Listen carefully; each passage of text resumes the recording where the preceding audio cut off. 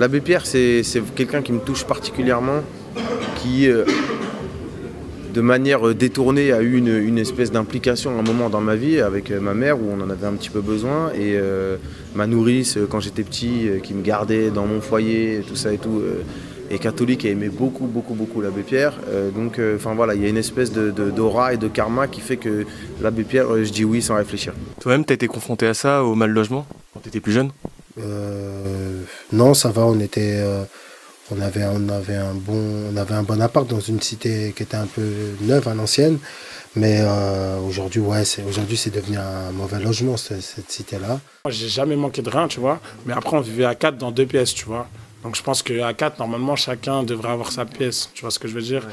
Maintenant, j'ai connu des gens qui ont eu des situations beaucoup plus compliquées, des gens qui vivaient à l'hôtel, tu vois, des gens qui vivent parfois pendant une semaine peut-être dehors à dormir chez des potes, j'entends bien, mais parce qu'ils ne trouvent pas de logement. On n'est jamais à l'abri, ça peut nous arriver à nous, donc du coup je me sens obligée de m'impliquer un petit peu, et tout ce qui est caritatif j'aime beaucoup, et ça permet aussi à mon rap d'avoir une certaine valeur, puisque c'est important de rapper devant son public, mais aussi devant des gens qui en ont besoin, et donner un peu de force comme on m'en donne habituellement.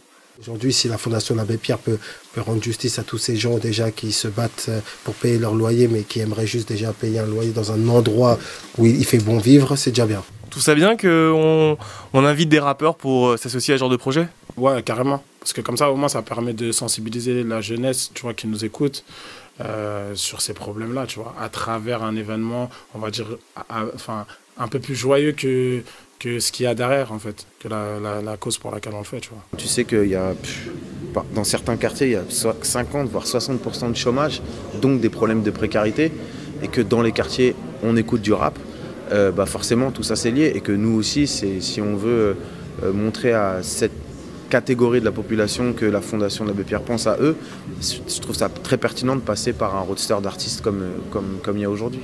Et comment t'expliques qu'il y a finalement si peu de rap dans ces causes-là? Je prends un exemple le plus connu, Les Enfoirés, il n'y en a quasiment pas de rap, alors que finalement c'est la musique qui touche le plus les jeunes qui justement ont des problèmes de logement. Après c'est délicat parce qu'il ne s'agit pas de mettre en concurrence des gens qui font de toute façon quelque chose pour les autres, et que ce que font les Enfoirés c'est très bien, il faut qu'ils continuent à le faire, et voilà, les restos du cœur c'est extrêmement important, et voilà, il ne s'agit pas de dire eux ils n'ont pas le droit, truc, non. Mais il serait bien